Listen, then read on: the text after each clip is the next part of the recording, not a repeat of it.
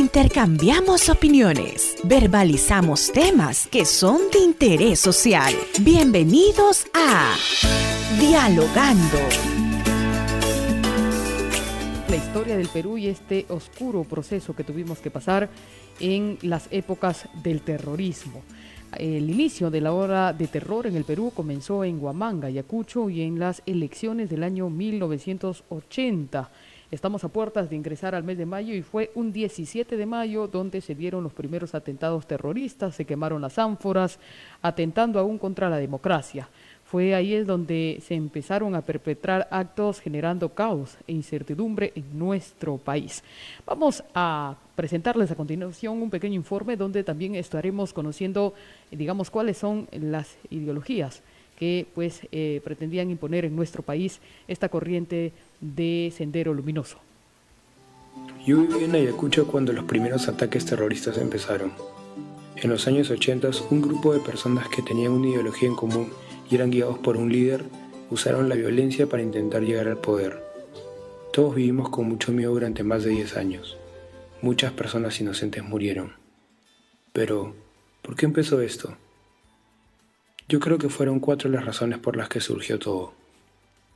Primero, la existencia de corrientes ideológicas en esa época. Una de ellas promovía las libertades individuales para llegar al progreso del país. La otra creía que se debía establecer una forma de sociedad sin clases para llegar a la igualdad. El problema que se dio fue el choque que hubo entre ambas ideologías debido al problema número 2, el de la desigualdad social. La centralización era muy intensa en esa época y las personas en provincias se sentían apartadas. Los grupos ricos vivían principalmente en las ciudades más pobladas y otros vivían alejados, marginados del Estado y del avance económico y social. Por eso surgieron grupos que querían acabar con esto, para que se tomen en cuenta sus necesidades. El tercer problema fue la expansión de estas ideologías a través de las universidades. Las personas que lideraban los primeros grupos vieron en la educación universitaria una forma de esparcir sus ideologías. Además, sabían que de esa forma no llamaban la atención y era menos probable que fueran descubiertos. El cuarto problema fue la poca educación a la que accedían los sectores apartados y la formación frágil en valores. De esta forma, fue muy fácil que los que fueron cabezas del movimiento iniciaran una lucha armada y que usaran la violencia para lograr sus fines. La lucha armada obligó a muchas personas a cometer actos de violencia y terror, pese a que éstas no querían. El movimiento fue creciendo cada vez más y en poco tiempo se convirtió en terrorismo. El terrorismo fue una terrible época que pudo haberse evitado o por lo menos enfrentado de una forma distinta. Si bien no podemos borrar lo que ya pasó, lo que sí podemos hacer es evitar que esto vuelva a suceder en un futuro, teniendo en cuenta el por qué se inició ese trágico suceso.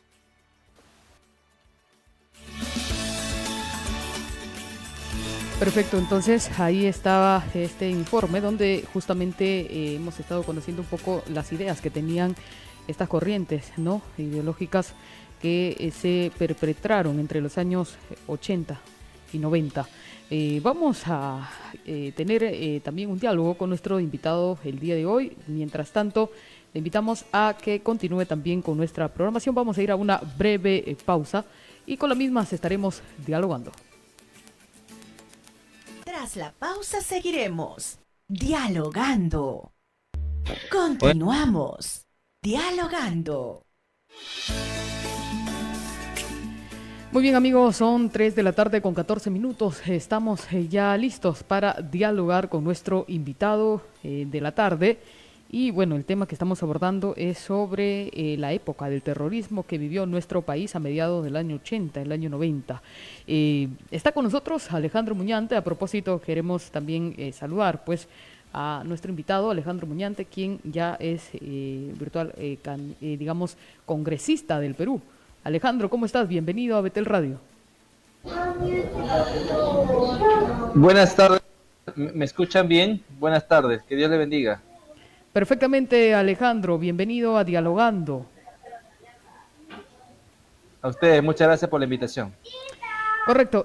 Quisiéramos que puedas también darnos un comentario, ¿no? Porque en las escuelas y universidades muchas veces ya no se habla mucho con temas como las que el día de hoy estamos abordando, las épocas oscuras que vivió nuestro país afrontando pues justamente lo que es llamado el terrorismo, porque es importante que las nuevas generaciones conozcamos esta parte de la historia de nuestro país.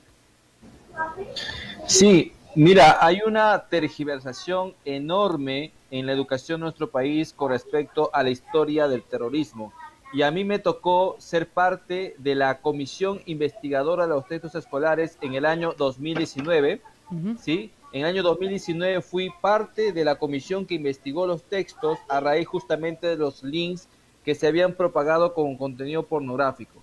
Entonces, motivo por eso revisamos todos los textos escolares desde la gestión de la ministra Patricia Salas, ¿no? Hasta la gestión de la señora Flor Pablo. Y no solamente lo revisamos con respecto al término de género, de educación sexual integral, sino que además revisamos también en lo que respecta a la época del terrorismo y Ujú. vimos una clara intención de tergiversar la historia de nuestro país a través de los textos escolares. Los profesores o los editores de los libros cumplían un perfil determinado. Era gente que de una u otra manera estaba ligado al socialismo, ¿no? Y que tenían ese concepto, ¿no? De que el terrorismo en sus inicios fue positivo, fue bueno, ¿no? Como que eran los héroes, ¿no? Que nosotros necesitábamos frente a los abusos, por ejemplo, de los abigeos, ¿no? De la ausencia del Estado. Y en ese sentido comenzaron a crear una narrativa de tal manera que justificaron en cierta medida el accionar de Sendero Luminoso. Luego colocaban a las Fuerzas Armadas y los equiparaban con Sendero Luminoso, ¿no? Diciendo que también ellos de manera sistemática habían atentado contra la población y que el gobierno de ese turno, del señor Alberto Fujimori, fue responsable en la misma medida de Sendero Luminoso. Entonces, ha existido y existe aún desde varios años, ¿no? Una intención clarísima de tergiversar la historia y de que los chicos salgan, ¿no? Odiando, ¿no? Rechazando una clase política determinada. Y esto lo han hecho a vista y a paciencia de todas las autoridades con recursos públicos, y esto es lo que ha generado justamente que hoy los jóvenes no tengan pues esta conciencia cívica y esta responsabilidad de enfrentar duramente, ¿no?, al comunismo radical. Ujú. Alejandro, no sé qué edad tenías, tal vez en la década de los 90, no sé si recordarás un poco esos tiempos en la que corría pues las noticias de terror, donde había muchos atentados y muchas muertes a propósito de pues estos atentados terroristas que vivía nuestro país en muchas partes del Perú. Claro. Era muy niño, la época de los 90 yo estaba todavía en la educación primaria, Ujú. ¿no? Y en la ciudad de Ica, donde crecí, gracias a Dios, no sufrió mucho los estragos del terrorismo, ¿no? Sin embargo, mis padres, mis familiares eran militares, ¿no? Ellos sí les tocó enfrentar de cerca al terrorismo, ¿no? En la zona de la sierra, la zona de la selva alta, la selva central, ¿no? Y ellos sí pudieron contarme todas las cosas que ellos, todo lo que pasaba, ¿no? Los riesgos a los cuales se enfrentaban día a día. Y es que era un pensamiento totalmente dogmático, como lo es hasta el día de hoy, y que una facción justamente comunista, ¿no?, decidió tomar las armas y seguir el ejemplo de Mao, ¿no?, que era hacer la revolución a través de las armas del campo a la ciudad, ¿no? El pensamiento comunista es uno solo, solo que hay facciones que unos deciden, ¿no?, acudir a las armas, como dice, forzar el sistema a través de la violencia, y otros deciden apelar al sistema democrático. Y no es que sean democráticos, sino que utilizan el sistema democrático para luego perpetrarse en el poder. Finalmente, el fin es el mismo, ¿no?, ya sea por las armas o sea por las urnas. Ujú. Correcto. Finalmente, Alejandro, quisiéramos que nos deje también un comentario. ¿Qué opinas de estos pensamientos ideológicos que tenía pues la corriente de Sendero Luminoso? El hecho de tener, por ejemplo, ideas de que, por ejemplo, uno no vale por su propia identidad, sino por estar en masas, en grupos, lo que se le llamaba también la pertenencia al colectivo. Así es. Ellos, los comunistas son eminentemente colectivistas, ¿no? Ujú, Ellos destruyen, ¿no?, al individuo. O sea, la minoría más importante es el individuo, ¿no? Sin embargo, ellos no creen en las libertades individuales o en los derechos individuales. Ellos creen en los derechos del grupo, ¿no? Y siempre van a tener un caudillo que nos dice qué es lo mejor para ese grupo. Es decir, nosotros ya no tenemos la capacidad de pensar por nosotros mismos, sino que ahora ellos fuerzan, ¿no?, cuál sería la mejor manera o la mejor forma de gobernarnos y cuáles son los valores o las cosas que se adecúan mejor a nuestras necesidades. E incluso se atreven a decirnos cómo debemos de pensar y cómo debemos de actuar, ¿no? Entonces, finalmente, a lo que lleva es a un totalitarismo completo, ¿no? No hay gobierno comunista que conviva con la democracia. En todos los gobiernos o en todos los países donde existe un gobierno comunista, simplemente gobiernan solos. No hay partidos, no hay un sistema democrático, ¿no? Entonces, cuando un gobierno comunista ingresa al poder, es para que no salga más. Y ese es ujú. el gran temor que hoy nosotros tenemos, de que un régimen de esa naturaleza se instale en nuestro país, por más que moderen el discurso, Ujú, porque lo que hay que tener en cuenta no es el discurso, sino es el plan de gobierno, es la ideología. El ujú. manifiesto comunista que creó Marx y Engels es el mismo al cual siguen todos los comunistas. Eso no lo van a abandonar porque el pensamiento comunista es un pensamiento dogmático y eso no cambia, eso lo van a mantener siempre, ¿no?, ya sea por la forma en cómo lleguen ellos al poder.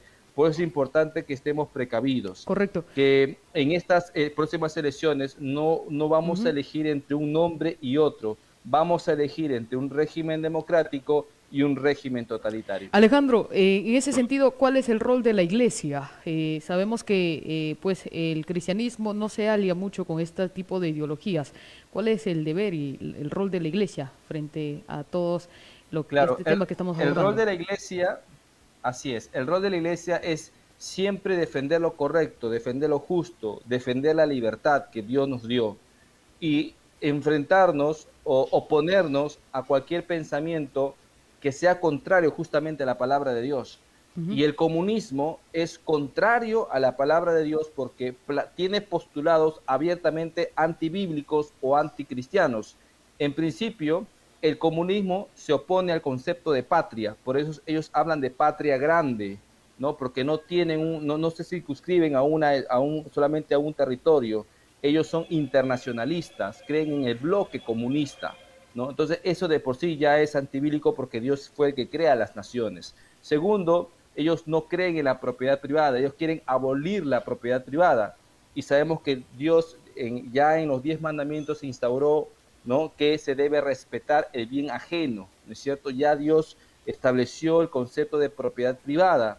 Y además, el apóstol Pablo en el Nuevo Testamento habla de que el trabaja, que no coma, y el comunismo es contrario a eso, es decir, el comunismo justamente apelando a ese pensamiento colectivista, es que todos, ¿no?, deben gozar de las propiedades o los bienes de todos. Entonces, allí prácticamente estaríamos yendo en contra de lo que plantea Dios en su palabra, y además podemos citar incluso la parábola de los talentos y todos los textos bíblicos que reafirman, ¿no?, de que el comunismo no es cristiano. ujú. Incluso sus principales pensadores, sus principales propulsores han sido personas que se han autodeclarado ateos. Entonces, un cristiano tiene que ver claramente esta situación y no dejarse guiar por los cantos de sirena, ¿no?, sino que debe realmente enfocarse y decir qué pensamiento o qué ideología o qué doctrina política tal vez no me representa digamos, al 100%, ¿cierto? Pero que al menos respete mi libertad, ¿no? Que respete la propiedad, que respete, ¿no?, la democracia, que es justamente donde se vale, ¿no?, la iglesia para seguir funcionando y para seguir ejerciendo su labor. La iglesia jamás va, digamos, a ejercer esa importante labor que realiza en un gobierno totalitario. Y eso está probado en la historia, que donde ha existido este tipo de gobierno, ha existido persecución contra la iglesia. Entonces, hay que darnos cuenta de eso. Somos entendidos, somos inteligentes, para no caer en el mismo error que han caído algunos pueblos durante toda esta etapa de la historia, ¿no? Hay que ser precavidos. Efectivamente, Alejandro, coincido mucho con lo que nos has expuesto. Finalmente, hay una pregunta que nos llega también aquí a nuestra plataforma y digamos, ¿cuál es tu opinión con respecto a estas ideas? Que, por ejemplo, no hay ricos ni pobres, no hay clases sociales, ¿no? Esta posición que este tipo de corriente ideológica presenta también. Sí, bueno, mira, siempre va a existir diferencias entre los seres humanos, porque los seres humanos no somos iguales, ¿no? Si bien es cierto, hay que luchar con ciertas injusticias, ¿no es cierto?, contra los que abusan de los pobres, contra los monopolios, ¿sí? Frente a esa situación sí podemos tener una posición, pero no podemos pretender que todos los seres humanos seamos iguales, porque no lo somos. Estamos yendo en contra de la naturaleza humana, creer que podemos igualar o homogenizar a los seres humanos. Cada quien tiene sus propias capacidades. Hay gente que tiene la capacidad de sobresalir más que otras y no por eso debe ser castigado. Mi propia familia sobresalió gracias al trabajo, al esfuerzo. Nosotros fuimos provincianos, ¿no? Salimos de nuestras provincias, llegamos a Lima, trabajamos, juntamos nuestro capital y mis hermanos mayores pudieron emprender una empresa, con lo cual a mí me permitió estudiar y obtener una profesión. Eso en un sistema socialista jamás sería posible, ¿no? Entonces hay que pensar en estas cosas. Uno, en un régimen capitalista como el que estamos, se puede progresar, se puede trabajar arduamente, se puede juntar un capital y se puede abrir un negocio. Esa situación en un gobierno socialista es imposible. Por eso hay que respetar, hay que defender, ¿no?, este crecimiento que hemos tenido, ¿no?, y seguir sosteniéndolo y mejorándolo, porque claro, no es que estemos tampoco en una panacea, ¿no?, o estemos en el paraíso. Hay muchas cosas que se tienen que corregir, pero no podemos simplemente entregar como una especie de cheque en blanco a gente que tiene un pensamiento radicalizado, que más bien, en vez de darnos desarrollo, nos va a traer destrucción y miseria, como ya se vive en otros países que han aplicado la misma fórmula, ¿no? Entonces yo siempre insisto en citar la experiencia internacional, porque cuando ellos predican sus ideas en nuestro país, ¿no?, siempre tratan de deslindarse de esas experiencias internacionales, pero lo que hay que ser enfáticos es en afirmar de que la fórmula que ellos presentan es la misma que se ha aplicado aquí nomás en Venezuela y en Cuba. ¿Y cuál es el resultado de eso? Lo que están viviendo: pobreza, miseria, totalitarismo, absolutismo. No queremos eso para el Perú, y yo estoy seguro que la gran mayoría de cristianos no queremos eso para nuestros hijos. Perfecto. Muchas gracias, Alejandro Muñante, por estar con nosotros en esta tarde aquí en Dialogando. Definitivamente muy claras la postura y también los comentarios que nos has dado respecto al tema que hoy día de hoy hemos abordado. Es muy importante que nuestra generación podamos conocer parte de lo que fue la historia de nuestro país para que no se vuelva a repetir. Así que gracias, Alejandro Muñante, esperamos tenerte en una próxima oportunidad. Ya estamos llegando también así a la parte final del programa. Gracias a todos los que han estado en sintonía. Y por supuesto, para cerrar, comentarles que es muy importante que la enseñanza de valores parta desde casa, ¿no? Muchas de estas corrientes ideológicas se han incluso involucrado a menores de edad, niños, ¿no?, como fue Sendero Luminoso. Sin embargo, es muy importante que la enseñanza debe fortalecerse con principios y valores desde el núcleo familiar, luego mediante las escuelas y los planes educativos, para que podamos nosotros conocer cuál fue nuestro pasado y por qué no debemos incurrir a nuevos errores. Entonces, amigos, muchas gracias. Nos encontramos, si Dios lo permite, la próxima semana. Muy buenas tardes. Permiso. Te esperamos en nuestro próximo programa para seguir Dialogando.